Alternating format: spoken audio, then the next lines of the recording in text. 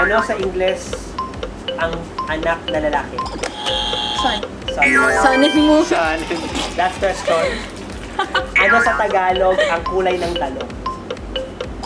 Lila. Wow, galing, galing. 9-11. Palala. Wala si Marco. At least, 911. Isa lang, ay isa lang. Dalawa. Yeah, pero parang isa lang. Nagtatay tayo. Tama. Okay.